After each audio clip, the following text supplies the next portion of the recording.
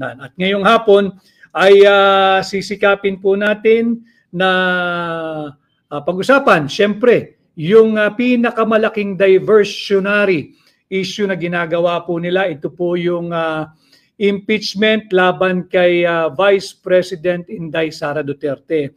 Tinatawag ko po itong malaking diversyon o panlilinlang o pambubudol sapagkat alam ho ninyo, kagaya po ng ating titulo, itong impeachment laban kay Vice President Inday Sara Duterte ay may tuturing na isang mere scrap of paper. Wala po ito. Ito'y isang parang tissue paper na diretsyo sa basurahan. At iyon po ang ating tatalakayin ngayon. Medyo aayusin ko lang po itong isang pahina natin dahil merong may nag-join. Ano ibig sabihin nun? Paano tayo e-exit sa kanya? Susubukan ko muna para hindi ako nalilito. Oo. Hindi kasi tayo marunong dito. But anyway, ito pong ginagawa natin na pagla-live ay upang makapagbigay ng impormasyon sa inyong lahat.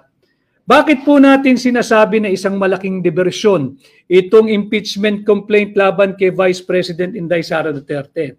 Babalik po tayo sa sentro Ang totoong issue ay ang pangbubudol na ginagawa ng Marcos administration dito sa ating na-discovery, na-bisto, at ngayon nga po isang ganap na kaso na, yung mga blanco dyan sa final, ratified, approved, and filed bicameral conference committee. Mahalaga po, nababalik tayo doon sa totoong issue. Hindi po tayo magpapadala dito sa panibagong panlilinlang o pangbubudol ng Marcos administration. Hindi na po sila makawala Hindi sila makatakas dito sa isang napakalaking kaso na napaka-anomalyang 2025 budget na sinatawag nga natin na isang unconstitutional, illegal, invalid at criminal.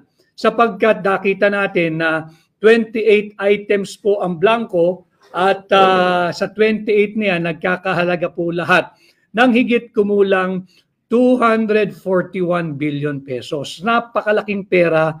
Pera po nyo yan. Pera ng sambayan ng Pilipino at yan po ay dapat nating pakaingatan at bantayan. Ang nangyari po kasi, yung mga nanumpa na mambabatas, kanila pong sinumpaan na kanilang pakakaingatan ang bawat sentimo na pera ng Pilipinas, na pera ninyo, pera nagmumula sa buwis na inyong binabayad, pinabayaan po nila sa ngalan ng korupsyon, sa ngalan ng kurakot. Saan ho kayo nakakita? Mangbabatas sila, mga veterano na. Yung ilan dyan, nakailang balik na sa Senado. Yung ilan dyan, nakailang beses nang balik sa Kongreso. Ano hong ginawa nila doon sa Bicameral Conference Committee report? Nagpasa lang naman ho sila ng blankong Bicameral Conference Committee report. Blanco ho, 28 blanks. 28 items ang blanco, hindi po maaari yun. And I'd like to take this opportunity to remind tayo pong mamamayang Pilipino. Alam ho nyo, may ginaganap yatang ngayong linggong ito ay ginaganap ang League of Municipalities of the Philippines. May convention sila dito sa National Capital Region ginagawa. At alam ito na mga miyembro ng League of Municipalities, mula mayor, mula vice-mayor, mula konsihal. Marunong po silang magpasa ng tamang budget. Itanong po ninyo sa inyong mga konsihal, yung konsihal ng munisipyo, konsihal ng syudad, konsihal ng bayan. Alam po nila kung paano magpasa ng tamang budget. Bawal po yung may blanco, bawal po yung may patlang, at higit sa lahat, kahit isang sentimo ng may blanco, bawal po yon. Kaya ako po pinapaliwanag at tutungo nga po tayo, isa na naman ng pambubudol ito itong isinampang impeachment complaint laban kay Vice Presidente Inday Sara Duterte. Lagi ko nga akong sinasabi, lalo na yung mga kababayan natin dyan sa Mindanao, bantayan po ninyo yung mga mambabatas na pumirma sa impeachment complaint laban sa anak ng Mindanao na si Vice President Inday Sara Duterte. Kayo po'y tinalikuran ng inyong mga mambabatas. Ito po'y pagtatraidor sa isang anak ng Mindanao na tapat na naglilingkod sa ating bansa bilang Vice Presidente. Hindi lamang pera ang ninanakaw ng mga tiwaling mambabatas. pati po ang posisyon ng pangalawang Pangulo ay ninanakaw na rin po ng mga tiwali at elitistang mangbabatas. Yan po ang katotohanan. Kaya bantayan natin, makisali kayo, makiisa kayo, at tuloy-tuloy po yung ating diretsyong ugnayan sa inyo. Tungo po tayo ngayon dito sa unconstitutional din na ginawa nilang impeachment complaint. Sabi po ng press release ng House of Representatives, ang ifinail daw po nila, garila po galing ito ay verified impeachment complaint. Mahalaga po yung sinasabing verified. Ano po ba yung verified? Silipin po ninyo yung Article 11 Section 4 ng ating saligang batas. Importante po ito Watching from Mindanao, Zamboanga del Sur, si Neil Born C3. Maraming salamat, Neil. Malinaw po sa atin doon sa Article 11 Section 4 na yung modality o yung vehikulong ginamit ng mga mababata sa mababang kapulungan ay yung automatic transmittal ng impeachment complaint na nagiging articles of impeachment patungong Senado. Wala po tayong pagtatalunan doon. Kapangyarihan po exclusive ng House of Representatives na mag-initiate ng impeachment proceeding laban sa mga impeachable officers katulad ng Vice President. Wala po tayong pagtatalunan doon. Ibigay po natin yan sa mga miyembro ng mababang kapulungan. Subalit, ang nakalagay po sa ating saligang batas, kung may pipirmang 1/3, at ito nga po pinagyayabang, pati ito pag-usapan natin, pinagyayabang ng mababang kapulungan, more than 1/3 daw ang pumirma. Nasa 240, more or less na ho ang pumipirma. More than 1/3 yan. 240 congressmen and women ang pumirma. Ngayon, sabi po sa ating saligang batas, dapat po ay verified. Ano po ibig sabihin ng verified? Pumunta po kayo doon sa tinatawag nating Rules of Court. Nandiyan po yan, Rule 7, Section 4. Silipin po ninyo yung Rule 7, Section 4 ng Rules of Court. Alam po ito ng mga law students at ng mga abogado at kung meron po kayong kaibigan, kamag-anak o kapitbahay na abogado, makipagtalakayan po kayo, papaliwanag din po nila ito. Ayon po sa Rules of Court, yung Rule 7 Section 4, malinaw po dyan, dapat yung verification page, meron po kasi dyan na iyong pinapangako at yung sinusumpaan na ang iyong reklamo ay base sa iyong personal knowledge o dili kaya ay base sa authentic document na inyong binasa. Mahalaga ho yun kinakailangan iyong binasa yung complaint na pinirmahan mo. Tutungo ho tayo dyan, kinakailangan iyong binasa. Pangalawa, meron pa hong requirement dyan. Na yung binasa mo, bago mo lagdaan, kinakailangan yung allegation doon, yung bintang mo doon, yung reklamo mo roon base sa iyong personal knowledge, personal mong nalalaman, o dili kaya base sa authentic documents.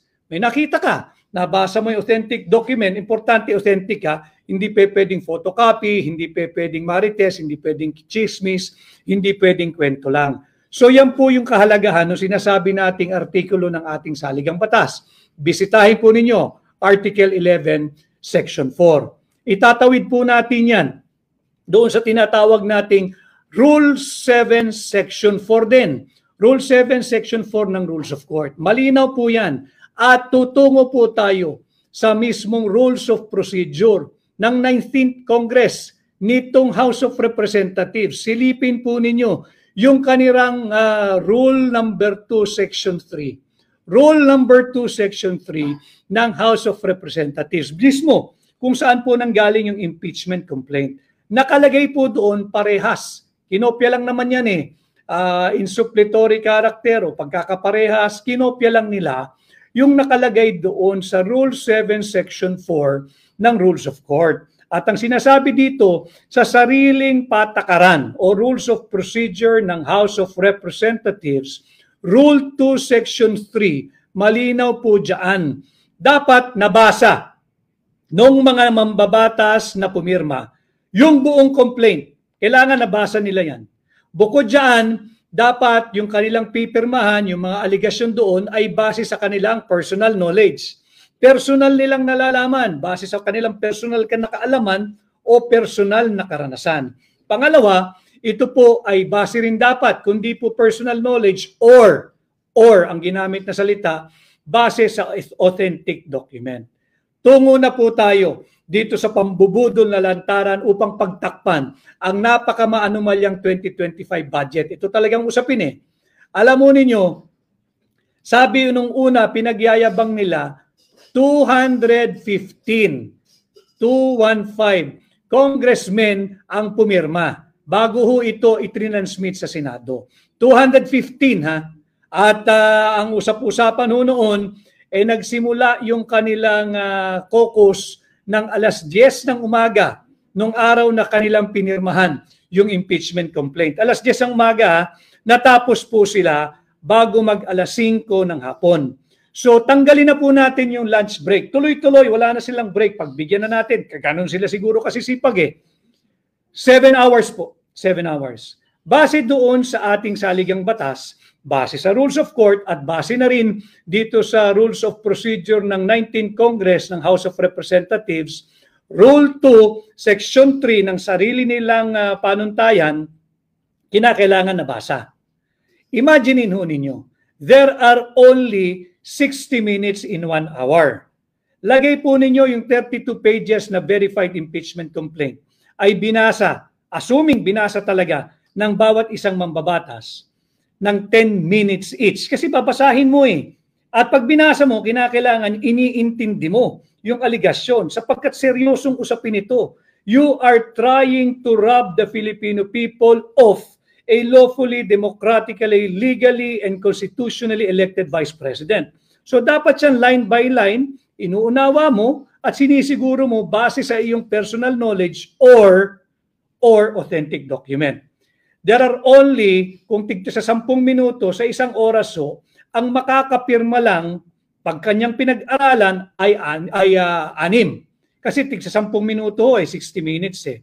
Doon po sa 7 oras, na sila'y nagpulong-pulong, lagay mo ng 6, i-multiply nyo po yung 6 na pipirma kada oras, times 7, lalabas po dyan, ang makakapirma lang talaga ay 42. 42 congressmen and congresswomen. Ngayon, saan galing yung 215 na pumirma? Binasa ba nila? Naintindihan ba nila? Base ba ito sa kanilang personal knowledge or base ba ito sa authentic document? Pahabain po natin. Lagay na lang natin, marunong po silang lahat mag-speed read. Talagang mabibilis magbasa at talagang matatalino na intindihan nila yung aligasyon na kanilang ibinibintang at ipinupukol sa ating pangalawang Pangulo at dahil sa kagustuhan nilang nakawin ang posisyon ng pangalawang Pangulo, minadali nila. Lagay po natin na tigli 5 minuto kada magbabasa at pipirma. Kung 5 minuto kada kongresista, sa loob ng 1 oras, 12 kongresista lang ang maaaring makapirma. Kasi nga ho, 5 minuto eh. And times 12, di 60 minutes po yun, 1 hour. 7 oras po silang nagpulong, closed door, lagay mo na, walang lunch break, wala lahat. Walang toilet break, walang water break, walang break lahat. 7 hours. Lagay po ninyo yung 12 times 7. Kada oras may 12 pipirma. Sa 7 oras, ang makakapirma lang ho, na umunawa, umintindi at binasa ay lalabas sa 84 congressmen and women. 84. Sa buong araw na yon na sila'y nagpulong ng 7 oras. 84. Saan galing? Yung 215 signatures. Ibig sabihin, merong hindi nagbasa, meron na lamang pumirma. Ano naman ho ngayon kung tanong ninyo kung hindi niya binasa, gusto niyang pirmahan. Bawal po kasi yun. Yun po yung mahigpit na seguridad na binibigay ng ating saligang batas. Pagdating doon sa 1/3 na pipirmahan at i-endorso ng mga mambabatas, kinakailangan po verified impeachment complaint. Ano po uli ang ibig sabihin ng verified?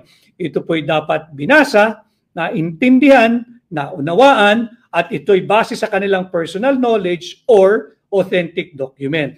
Ngayon, Kung sila po ay magpapalusot na naman at bubuduli na naman tayo, sabihin nila na 2 araw nilang ginagawa itong makabudol na impeachment complaint, multiply nyo lang po yung aking halimbawa. Kung 10 minutes each, sa 6 hours, per hour, 6 lang ho makakapirma. Sa 7 oras, 42. Kung 2 araw nilang ginawa iyan, ganun din 84 lang ang makakapirmang umunawa doon sa kanilang verified impeachment complaint sa loob ng 2 araw. Hindi pa rin po mapapaliwanag bakit 215. Ngayon, kung sabihin po natin na nag-speed read nga po sila, magagaling sila, matatalino at henyo sapagkat sila lang ang nakakasagot ng 3 plus blank is equal to 6.325 trillion. Pagbigyan na rin po natin sila rito. Kung 12 kongresista po ang pipirma kada oras, sa 7 oras ay may 84. Kung 2 araw nilang trinabaho yan, 168 congressmen lamang po ang makakapirma. Sa 2 araw na yan, 168. Saan galing? Yung 215 congressmen. Paano nakapirma? Yung 215 congressmen doon sa impeachment complaint. Kung imposible na makapirma ang 215 sa 2 araw, higit pong imposible na makapirma yung 215 sa loob ng 1 araw, sa loob ng 7 oras na wala na pong break. Kaya sinasabi natin na talagang kulang, mali at hindi na naman naaayon sa ating saligang batas itong verified impeachment complaint. Malinaw po kasi, silipin po ninyo, kaya ho natin pinasisimple yung usapan sapagkat ang atin pong misyon ay maghatid sa inyo ng nararapat at tamang impormasyon at sinisikap ko pong pasimplihin itong mga mahalagang usaping bayan na dapat po'y kabahagi kayo. So ulitin ko, hindi po maaaring bigyang daan ng Senado itong baluktot at pambubudol na verified impeachment complaint. Unang-una, dahil hindi ito verified. Tingnan po ninyo yung last 2 pages ng complaint na yan. Pinirmahan lang nila at ang inattest lamang dyan ng Secretary General ng House of Representatives ay humarap sa kanya yung 215 congressmen and women at pumirma sa araw na yon. Pero hindi sinasabi doon na sila ay pumipirma at pinagbibintangan ang pangalawang Pangulo base sa kanilang personal knowledge or based on authentic document. Hindi po yan yung kontemplasyon ng sinasabi ng ating saligang batas, Article 11, Section 4, na dapat po ay verified impeachment complaint kung ang gagamitin po nilang pamamaraan ay yung may nag-endorso na 1/3 ng miyembro ng House of Representatives. So, kaya po ang titulo natin, mere scrap of paper. Basura po yung final nilang verified impeachment complaint. At isa na namang pambubudol dahil hindi po ito verified. Hindi po ito yung verification na hinihingi ng ating saligang batas. Kailangan kasi lahat ng gagawin po natin, lalo pa ng mga mambabatas, ay naaayon sa sinasabi ng ating saligang batas. Sapagkat, as I have said before, inaangat natin itong usaping panlipunan at inaangat natin ang level ng ating diskurso para naman makinabang ang ordinaryong mamamayan at wag natin tularan yung babaeng mangbabata sa taga Marikina na ginagawang mangmang ang mga Pilipino. Kay Rolly Galinato, maraming salamat sir sa paliwanag, maraming henyo sa kongreso natin. Tama Rolly, dahil nga yung 3 plus blank na sasagot nila na ang resulta ay 6.325 trillion. Yan ay sa kabila ng 28 blanco sa final ratified, approved, and filed by Bicameral Conference Committee report. Si Linsky, perma para sa pera. Tama rin po yan. At ang ating Chinese ba to, Japanese yung pangalan, kailangan nilang managot dyan. Dapat po yan ay hindi bigyan daan ng Senado. At hindi po dahil walang authority ang mga mambabatas na mag-initiate ng impeachment complaint. Hindi po, ibibigay natin sa kanila yon. Malinaw sa saligang batas, exclusive po ang impeachment complaint na manggagaling sa mababang kapulungan. Kanila po yan. Absolute po yung kanilang karapatan. Absolute po yung kanilang prerogative. Wala pong debate ron. Maaari silang mag-initiate ng impeachment complaint. Pero ibang usapan ho pag merong paglabag sa ating saligang batas. Bakit?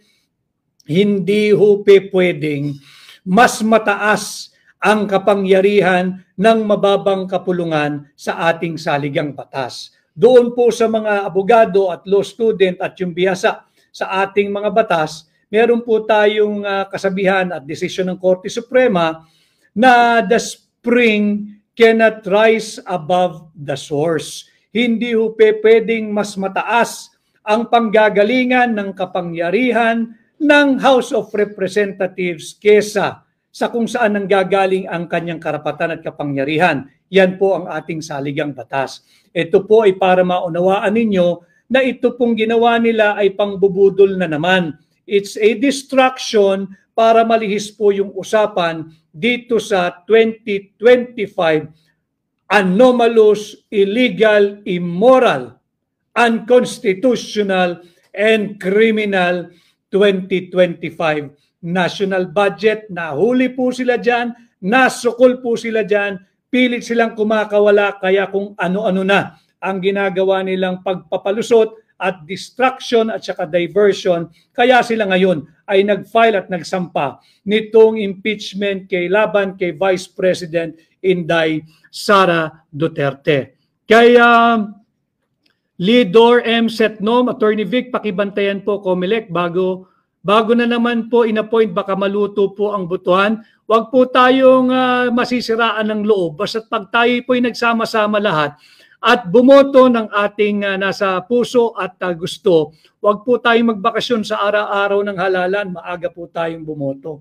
Si Emily C. Cape or Cape, watching from Singapore. Mabuhay po kayo, Attorney Vic. Emily, I hope I'll be able to visit Singapore soon. May imbitasyon na po tayo. Malalaman po ninyo, sana po nandun kayo at makisali sa ating PhilCom, Filipino community. Kay Rebecca D. Seredrica, clear explanation. Salamat. Voting for Attorney Vic Rodriguez as Senator. We need honest and competent leaders like him. Maraming salamat, Rebecca. Ito naman po ang sadya nating layunin. Pasimplihin po yung mga malalalim na usaping panlipunan na dapat po ay kasali kayo because it is also my mission and advocacy to raise the level of public discourse, subalit sa pinaka-simpleng pamamaraan at pananalita para kasali po ang lahat ng Pilipino.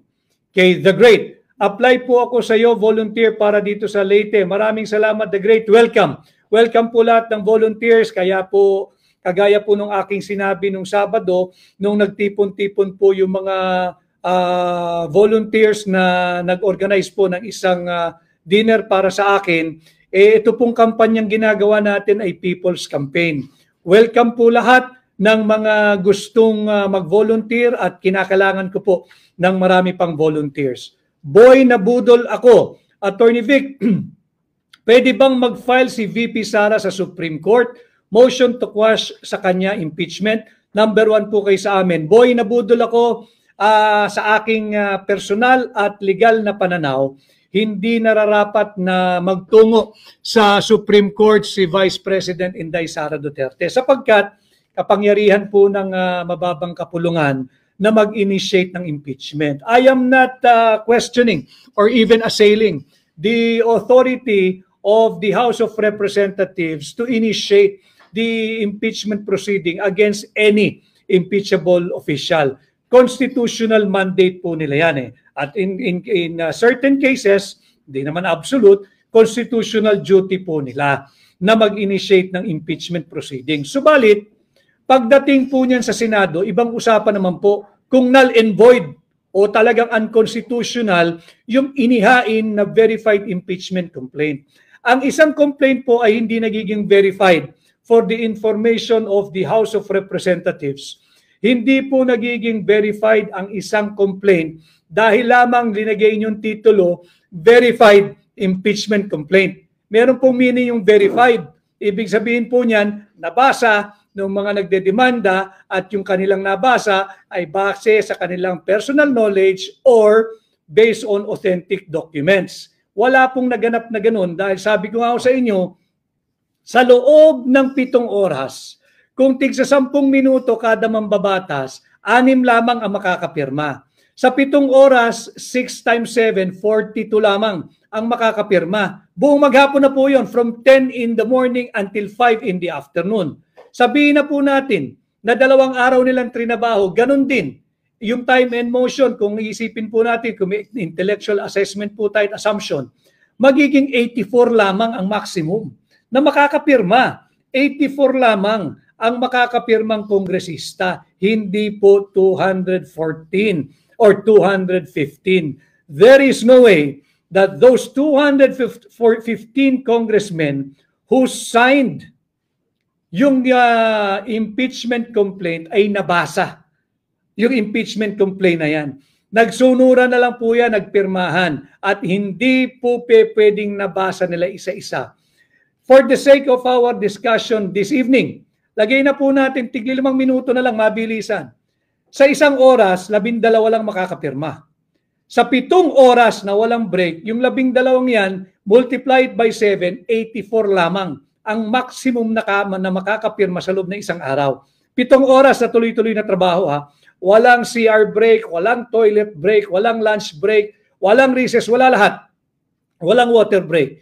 Kung 2 araw, 168 lang ho. Magtataka kayo, bakit 215 ang pumirma? At mayabang na nagsasabing na endorso nila. Saan galing yung numero ninyo? Binubudol nyo na naman kaming Pilipino. Hindi nyo na kami mabubudol. At hanggat meron tayong ganitong programang diretsang pakikipag-ugnayan sa inyo, sisikapin ko pong makapagbigay ng impormasyon pa sa inyo. Iangat natin yung level ng public discourse para lahat kayo kasali. Lahat kayo may opinion. Lahat kayo magkakaroon ng kaalaman para hindi po tayo mabubudol muli. Kay Mind Zanao, nung una akala ko tanim to ni, wag po, hindi ko nababanggitin yung pangalan. Ano po yan? Bad word po yan eh. Pero ngayon, isa ka na sa baloto ko. Maraming salamat, Mind Zanao. Ulitin ko ha, ang aking pong loyalty, ang aking pong katapatan ay tanging sa Republika ng Pilipinas lamang. At kaya ako'y kumandidatong independent kasama ang hakbang ng maisog na hindi naman political party, kung hindi isang social movement ng lahat ng tao, lahat ng Pilipino na humihingi ng transparency, ng accountability, ng peace, ng security, dahil ang nais ko pong kapartido, ang nais kong kasama, ang nais kong kaalyado ay kayo, mamamayang Pilipino, kayo, sambayanang Pilipino. Kaya Siago Woody Bic, volunteer senador dito sa Sorsogon City. Maraming salamat, Siago Woody Bic. Kay Mila Reyes watching from Toronto, maraming salamat. Si Nenita Santiago, napakahusay na explanation. I consider kaya ng Senate ang mga irregularities sa impeachment procedure. You have my vote. Thank you. Kay Rodrigo V. Joseph, Attorney Vic, volunteer here in Riyadh, Saudi Arabia. Salamat, Rodrigo. Alam mo yung Rodriguez, nagmula yan sa Rodrigo. Pag chinek po ninyo yung etymology ng aking apelyido, tatagos po yan sa Rodrigo. Yung Rodrigo po, ibig sabihin po niyan, warrior. At yung Rodriguez is diminutive o mas maliit na anyo ng Rodrigo. Ayan po yung pagka chinek po ninyo. Kay Ronald Ryan Diagbel Balo, thank you, Attorney Vic, for fighting the rights for the Filipino people. You're bountifully need in the Senate watching from New Zealand. Thank you, Ronald. At kay Everly, Attorney Vic, kinakampanya na kita. Naku, maraming salamat ang akin nung pakiusap. Sana ho ay ipangampanyan nyo ko, tulungan po nyo ko. Bukas ho ay simula na ng kampanya ng national candidates, kami po, yung mga senador. At sana ho'y tulungan ninyo ako sa inyong pamilya, sa inyong kamag-anak, sa inyong kaklase, kaskwela, kapitbahay, at kabarangay, at sa mga Pilipino saan man pong panig ng mundo. Kay Glimeno Garcia, Mabuhay po kayo, Attorney Vic. Kayo kailangan ng bansang Pilipinas. God bless po, watching from New Zealand. Maraming salamat. May kaklase rin po ako dyan sa New Zealand, si Alvin Di Matulak. Alvin, I hope you're connected still. Mabuhay ka, classmate. Kay Vaisel Isram. Good afternoon, Attorney Vic Rodriguez. Ang galing niyo po magpaliwanag. Nauunawaan talaga sapagkat obligasyon ko po na pasimplihin yung malalalim na usaping panlipunan para lahat po tayo kasali. Again, whether you are with me on my opinion or you have a different opinion or position, okay lang ho yun. Importante dito sa aking pahina, kahit po hindi ako sang-ayon sa inyong pananaw, ipaglalaban ko ang iyong karapatan na maipahatid ito sa buong mundo sapagkat dito sa ating pahina bukas ang totoong demokrasya. Wala pong martial rito. Kay Rated PJTV. Salamat, attorney, sa paninindigan nyo para sa kapanganan ng mga Pilipino. Makakaasa kayo ng aming boto. Thank you. Kay Nor Barte, mabuhay ka, Attorney Vic. Kay Ana Marie, share natin, guys. Salamat. Kay Ron Montero, attorney, isa ka makapagbago sa Pilipinas. Iboboto kita dahil may prinsipyo ka, anti-corruption. Galit po tayo sa mga korap, galit po tayo sa mga kurakot, galit po tayo sa mga magnanakaw ng pera ng gobyerno na nagpapahirap sa ating mga Pilipino. Kay RJ, we got your back, Attorney Vic. Salamat. Importante po yung sinabi ninyo. Alam mo ninyo, marami nang nagsasabi na mag-iingat tayo, subalit ako po'y nananalig na ang proteksyon ko po ay kayo, sambayan ng Pilipino. At alam ko na hindi rin ninyo hahayaan na makagalaw ang masasamang loob at tayo ay mabiktima o masaktan nila dahil kayo nga po ang ating sandigan, kayo po ang ating proteksyon. Kay JNH, sir, laban lang, salamat. Kay my first vote for you, Attorney Vic, salamat. Kay thank you sa New York Maisog for the Times Square billboard. Yun ho pala, nais ko ipakita. Nakakatuwa ho, ipakita ko lang po ito ha. Yung ating mga kababayan na maiisog sa New York, meron po silang ginawa dyan mismo sa Times Square. Ito po yan, pakikita ko po sa inyo. They deserve to be recognized at pasalamatan dahil they're doing it on their own. Meron po silang ginawa dyan. Sa New York po ito sa Times Square. Gumawa po sila ng isang billboard para sa atin. Yan po. Sa New York po ito. Maraming salamat sa inyo. At hindi ko po nalalaman ito, pinadala lang nila. So ito po yung sinasabi ko, parami yung nagvo-volunteer at gumagawa ng kanilang own little help para sa ating kampanya. Kagaya po ng sinabi ko, tayo po ay kandidatong independent. Wala po tayong partido, wala po tayong pananalapi. May mga nagdudugtong po ng mga campaign paraphernalias, kagaya nga po nung sinabi ko nung Sabado. Alam ho ninyo, mula nung ako ay unang naghayag ng aking formal at opisyal na aplikasyon bilang senador ninyo noong October 8, 2024, hindi ko po naramdaman na kulang ako sa kahit na anong campaign materials. Alam ko pong hindi sapat, pero hindi po salat. Magkaiba po yung hindi sapat sa salat. Hindi ko po naramdaman na ako'y salat sa gamit. Hindi ko po naramdaman na salat ako sa suporta ng sambayan ng Pilipino kahit saan po ako magpunta. Nararamdaman ko ang inyong suporta at pagmamahal at ang naisin nyo, kagaya ko rin po, posible ang pagbabago ngayong 2025 pag kayo po ay naghatid ng bago sa Senado, number 56 po sa balota. Number 56, 56 po. Madaling tandaan, 5-6, hindi po yung 5-6 na pabigat, hindi po yung 5-6 na utang, kundi 5-6 na investment natin pare-pareho para po sa ating mga anak, para po sa ating mga kabataan, para po sa higit na matiwasay na Republika ng Pilipinas. Number 56 po. At ang ating pong tubo o kikitain sa investment na ito pagdating ng May 12, 2025 ay isang tapat, tunay at maisog na paglilingkod ninyo sa Senado bilang senador ninyo. So number 56 po tayo sa balota. Huwag po ninyong kakalimutan. Si EDM, sorry ha, mabilis. Dito tayo sa isa. Kay Beth Badico Belo Chay, kay Maria Lorden, Attorney Vic, nagpapasalamat po kami at nandito ka. Malaki po kayong tulong sa ating bayan. Salamat din po at sinasamahan ninyo ako sa ating laban. Ang laban pong ito na humihingi ng transparency, accountability, peace and security ay hindi ko po personal na laban. At hindi po para sa akin ito. Ito po'y para sa inyo, para sa mamamayang Pilipino, para sa ating bansa at para sa ating mga kabataan at darating pang salinlahing Pilipino. Kaya Isabel, my number 1 Senator, Attorney Vic Rodriguez from Cagayan de Oro. Mag-volunteer din po kami for you, Attorney. Yung mga nasa Cagayan de Oro, huwag po ninyong kalimutan yung mga tumalikod at nanghamak sa anak ng Mindanao kay Vice President Inday Sara Duterte. Yung mga bumoto na mga mambabatas para i-impeach si Vice President Inday Sara Duterte. Huwag niyo po silang tangkilikin. Huwag niyo pong tangkilikin yung mga tumalikod at nagkanulo dyan sa pride at anak ng Mindanao na si Inday Sara Duterte. Kay Dodong, Mindanao, Visayas, panalo na po kayo. Attorney, sa tulong po ninyo, Dodong, mananalo po tayo. Maraming salamat.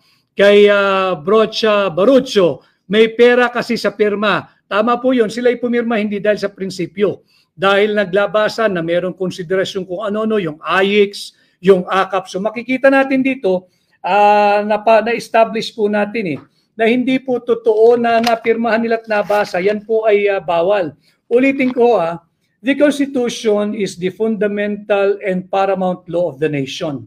It is the supreme law to which all laws must conform. Lahat po ng batas ay dapat sumailalim sa ating saligang batas. Pati po yung rules of procedure ng 19th Congress ng House of Representatives. Malinaw po sa sariling rules of procedure ng mababang kapulungan, Rule 2, Section 3, pakicheck po niyan, Rule 2, Section 3, nada-download naman po yan. Malinaw po doon na dapat yung tinatawag na verified impeachment complaint ay nabasa nung mga nag-endorsong mambabatas. At bukod dyan, dapat yung nabasa at pinirmahan nila ay base sa kanilang personal knowledge or base sa authentic document. Dito makikita mo pati yung verification form, dyan po sa kanilang complaint, hindi po ito yung form na hinihingi ng ating saligang batas. Hindi po ito yung form na hinihingi or prescribed ng rules of court, specifically Rule 7, Section 4. At lalong hindi po ito yung form na sinasabi ng sariling rules ng House of Representatives, Rule 2, Section 3 ng kanilang sariling rules of procedure. Hindi po yan, sapagkat ang hinihingi ay dapat nabasa at binasa at naintindihan ng bawat mambabatas na pipirma rito. At bukod dyan, dapat yung kanilang pinirmahan ay kanilang binasa at nabasa ay base sa kanilang personal knowledge or dili kaya base sa authentic document. Again, let me just emphasize to you yung hierarchy. Ang pinakamababa po, yung Rule 2, Section 3. Nagaling po yan sa Rules of Procedure ng House of Representatives, ng 19th Congress, nandyan po yan. Ang susunod po dyan ay yung Rule 7, Section 4 ng Rules of Court. Yun din ang sinasabi, kinopya lang ng Rules of Procedure ng House of Representatives yan. Dito sa Rules of Court, mas mataas po na antas or mas mataas na baitang pagdating po sa batas. Ang sabi po sa ating Rules of Procedure na dapat yan ay nabasa nung magdedemanda. At nung nabasa na nung magdedemanda, dapat yung kanyang demanda ay base sa kanyang personal knowledge. O dili kaya, base sa authentic document.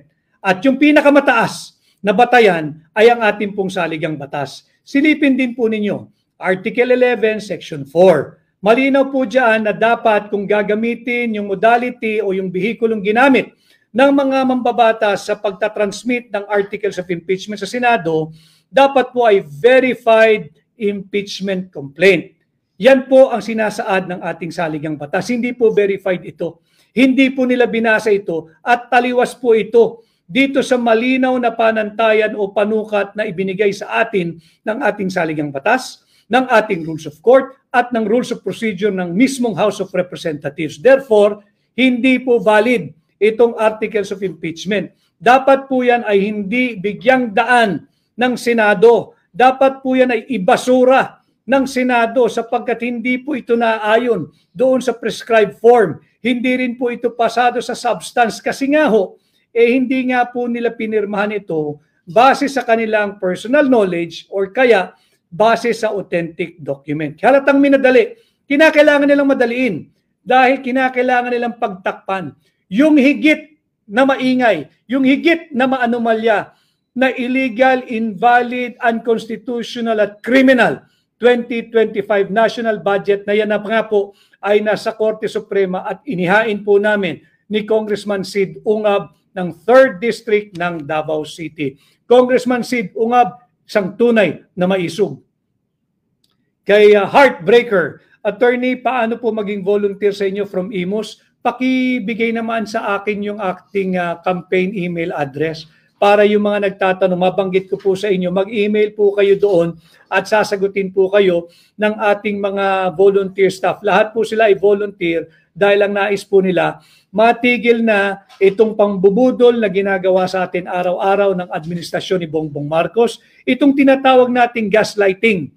Yung huling-huli na nagsisinungaling pa, yan po ang ginagawa nila. At dahil huling-huli na, kinakailangan nila hindi lamang magsinungaling, magbigay ng isang malaking diversyon. Ito nga po, yung huwad na impeachment complaint laban kay Vice President Inday Sara Duterte. Uulitin ko ha, yung almost 300 congressmen na elitista, wag po tayong pumayag na kawin ng 300 elitistang kongresista ang posisyon ng pangalawang Pangulo laban sa 32 milyong Pilipino na tumangkilik ng malaya, payapa, legal, democratic at constitutional kay Inday Sara Duterte para maging pangalawang Pangulo nating mga Pilipino.